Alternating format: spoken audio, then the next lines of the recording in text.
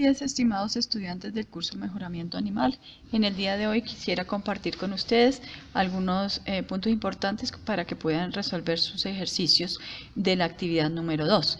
En primer lugar, les indico que el mejoramiento animal tiene dos componentes siempre, el mejoramiento genético y el mejoramiento del medio ambiente.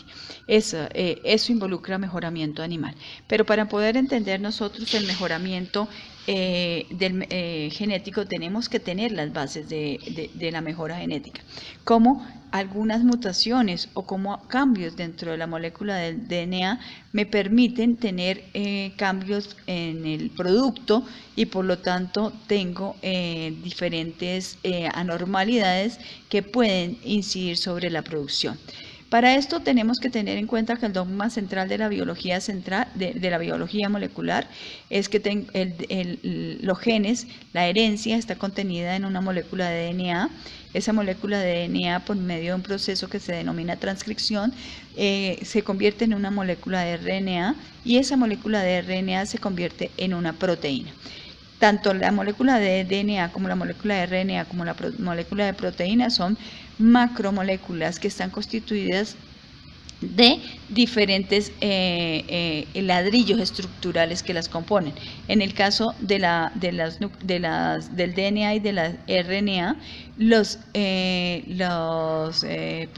monómeros que la constituyen son denominados nucleótidos, y estos nucleótidos tienen una estructura que corresponden a un grupo fosfato, una ribosa o una desoxirribosa y una base nitrogenada, que puede ser de 4 tipos: timina, adenina, guanina, citosina, mientras que las proteínas todas están constituidas de aminoácidos y encontramos 20 diferentes aminoácidos en la naturaleza.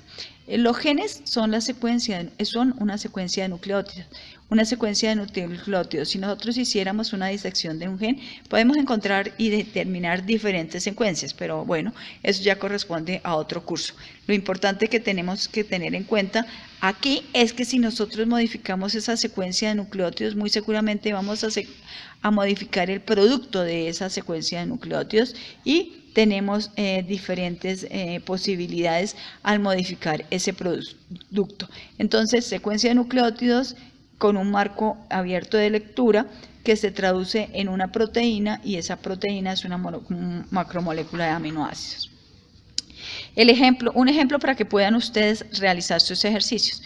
El gen A, el gen B, el gen X, con una secuencia específica que se transcribe a un RNA, ese se traduce a una proteína. Pero ¿cómo se traduce? Tenemos que llevar esa información de RNA a información de aminoácidos. ¿Y quién es el que hace esa conversión? Esa conversión se puede hacer a través de un código genético. La información que está en el RNA se lee siempre de a triplete, eso se llaman codones, y cada codón codifica para un aminoácido específico. Entonces ustedes ven que la información que está sobre ese RNA se lee de a 3, o el AUC, isoleucina, GCU, alanina, ACG, treonina, CUA, leucina, GCU, alanina, etcétera, etcétera, y vamos a tener una secuencia: isoleucina, alanina, treonina, leucina, alanina, serina, treonina, dependiendo de la secuencia que está en el RNA. Para realizar sus ejercicios hay varias posibilidades. Básicamente, ustedes les dicen que realice una mutación en un determinado punto del gen. Si es una mutación de adenina por citosina, ustedes tienen que cambiar la adenina que está en esa posición por una citosina. Si es insertar 2 citosinas, pues la insertan dependiendo de la posición. Entonces ustedes ven la secuencia del gen X, en este caso muy pequeñita, la traducción al RNA y la transcripción al RNA y la traducción a la proteína. Entonces, un método normal: RNA se lee de a 3, AUC me traduce a una metionina, GUA a una valina, GCU a una alanina y UAC a una secuencia stop. Si encontramos una mutación en donde la mutación cambia de adenina por citosina en la posición 5, pues se inserta esa citosina o se cambia la A que había en la posición 5 por una citosina para dar una prolina.